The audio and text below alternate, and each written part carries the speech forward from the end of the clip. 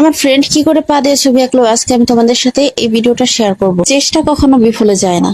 এই ছবিটা এঁকেছিল আমার ফ্রেন্ড পা দিয়ে। প্রথমে ও আঁকাতেই চাইনি, আমি ওকে জোর করে আঁকিয়েছি, বলেছে তুমি পারবে, কারণ আমি ছোটবেলায় দেখেছিলাম ও ছবি আঁকার প্রতি ওর একটা আকর্ষণ ছিল। ছবিটা আঁকার জন্য ও প্রথমে স্কেচ করে নিয়েছে, এর আগে ও সামান্য হালকা করে একটু ড্রয়িং করে নিয়ে তারপর রাবার দিয়ে মুছেছিল, কারণ এইবারই ও প্রথমবার আঁকতেছে। আর ভিডিও করার সময় তো আঁকাতে গেলে একটু প্রবলেম হয়, সেজন্যই স্কেচটা সে আগে থেকে করে নিয়েছিল। এর আগে আমি এই ভিডিওটা আরো একবার আপলোড করেছিলাম, মিউজিকের জন্য কপিরাইট এসেছিল আর সেই জন্য ভিডিওটা ডিলিটও করতে হয়েছিল। রমজান মাস, ভিডিও করতেও মন চায় না, সেই জন্য আমি আগের ভিডিওগুলোই পুনরায় আবার আপলোড করছি। এর আগে অনেকে আমাকে প্রশ্ন করেছিল যে ওর কি হাত নেই।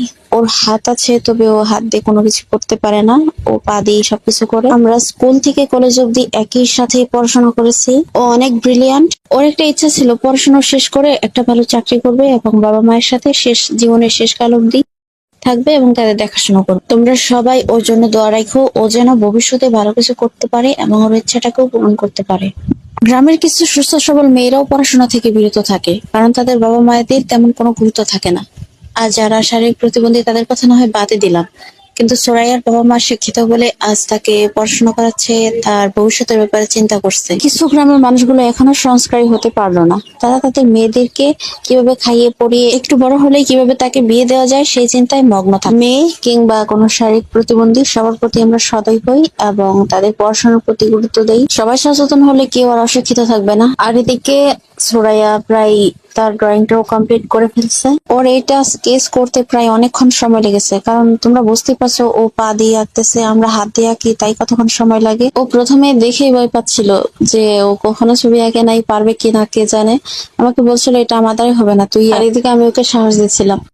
আর ও তুলি নিয়ে এবার ফুলটাকে কালার করছে। ও পিঙ্ক কালার দিয়ে এবার ও প্রতিটা ফুলই কালার করে নিচ্ছে। ফুলে সে কি কালারটা ইউজ করবে এটা নিয়ে একটু চিন্তা ভাবনা করার পর আমাকে জিজ্ঞেস করলো যে এটাতে কি কালারটা ইউজ করা যায়। আমি বললাম তোমার মনে যা চায় তুমি সেটা ইউজ করো। তারপরও রেড কালারের সাথে সামান্য হোয়াইট কালার মিক্স করে এই কালারটা বানিয়ে প্রতিটা ফুলই কালার করে নিচ্ছে। তার একটা ফুলগুলো দেখতে আসলেই মাশাআল্লাহ দারুণ লাগছে। এরপর সে পাতাগুলো কালার করবে। পাতাগুলো কালার করার জন্য আমি ওকে বলেছিলাম গ্রিনের সাথে একটু ব্ল্যাক কালার মিক্স করে প্রথমে একটা লেয়ার দিয়ে নাও। এই ছবিটা আঁকাতে গিয়ে সে নিজেই হাঁপিয়ে গিয়েছিল, কারণ অনেক সময় লেগেছিল এটা আঁকাতে। ফোনের চার্জের অবস্থা আরো 12টা বেজে গিয়েছিল। অনেকে তো মনে করে তুলিটাকে এমনি এমনি ঘুরালে একটা ছবি হয়ে যায়, আসলে ছবি আঁকাটা অনেক ধৈর্যের ব্যাপার। আর এতক্ষণে ওর ধৈর্যের সমাপ্তি ঘটলো। আমি বললাম এত কষ্ট করে আঁকালে তো একটা সাইন দিয়ে নাও, তো এবার ও সাইন দিচ্ছে। আঁকানোর পর ফাইনাল লুকটা দেখার পর ও খুবই খুশি। আসলেই তার আঁকা ছবিটা অনেক সুন্দর হয়েছে।